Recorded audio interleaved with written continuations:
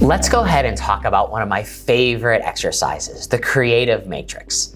This is my go-to when I need to understand how to rapidly ideate new possible solutions, improvements to a service or a product, or anything in between relating to optimizing an experience. When I know some of the resources and I know some of the constraints, but I haven't thought about how to rapidly prototype, explore, ideate, or ultimately diverge from my current way of thinking. So let's go ahead and evaluate what exactly is in a creative matrix and how we make the most of it. Let's go ahead and dive in now to the creative matrix board. On the left hand, we should feel a very familiar undertone, which is our instructions. This is how we take our guides and ultimately can review and understand how to create a world-class creative matrix. In addition to our instructions, we also notice that there's an example output in my bottom left-hand corner that explains a combination of the elements that are highlighted in the instructions. The first element is generating how might we statements. In this case, my how might we, or HMW statements, abbreviated in the left-hand side of the instructions, focus on helping a person ultimately without a home find and apply for jobs, someone who's unfortunately housing insecure.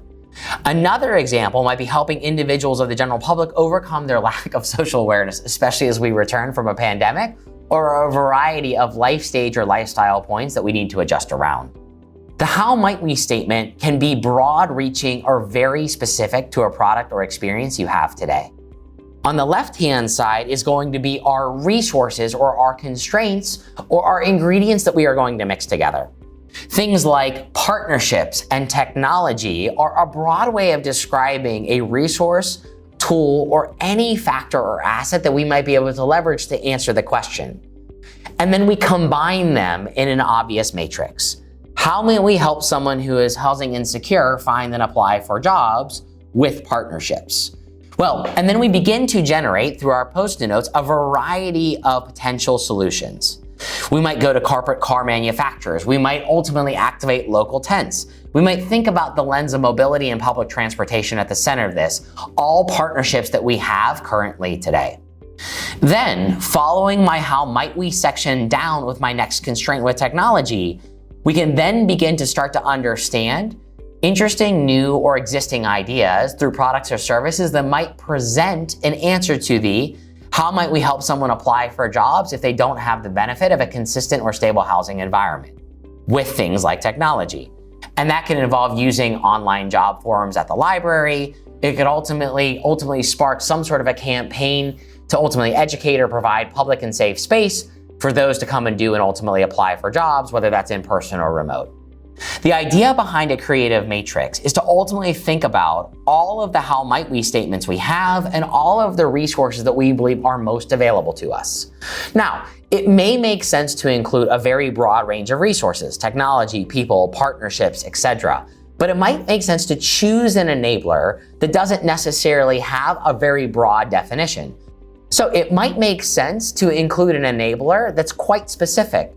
In the healthcare setting, we might say something along the lines of, how might we recruit underserved, aging populations with digital tools? This allows us to either be more specific in the how might we, or generally characterize the tools we're going to use, at least in the domain of digital as opposed to analog or in person. However, if we're thinking about something like housing, and it might say, how might we attract people to smaller square footage houses? It might be through a series of partnerships and organizations as well, looking at our enabler on the left-hand side. No matter what how might we you suggest or what enabler you use, technology, people, or partnerships, or choose your own, it's important to realize that your creative matrix can also be evolved over time or through a variety of lenses of people enablers, technology enablers, or anything in between. That's why we have 4 separate tablets that you can ultimately leverage and edit on the Miro board. In addition to choosing different topics or different enablers at different granularity, you can also choose and label each one of these creative matrix with different time series or time-lapse dates. This allows you to understand what resources and enablers were available to you in the beginning, but then also how those enablers, those constraints, or frankly, how the how might we questions have evolved over time. No matter where you start, know that this is one of the crowd pleaser exercises you can use with almost any degree of technical, product, or industry know-how, because it allows everyone to explore and ultimately diverge from existing thinking out of the core into the possibilities of exactly what we've already described, which is what might be. Again, creative matrix, the opportunity to use and leverage and ideate from resources or challenges you have already been posed to by the team, can be found here. So thanks everybody for dialing into our creative matrix. Can't wait to hear the feedback you have, how you've applied this into your own industry, product, or service. And at any time, don't be afraid to share other versions or iterations of this very same template or pattern.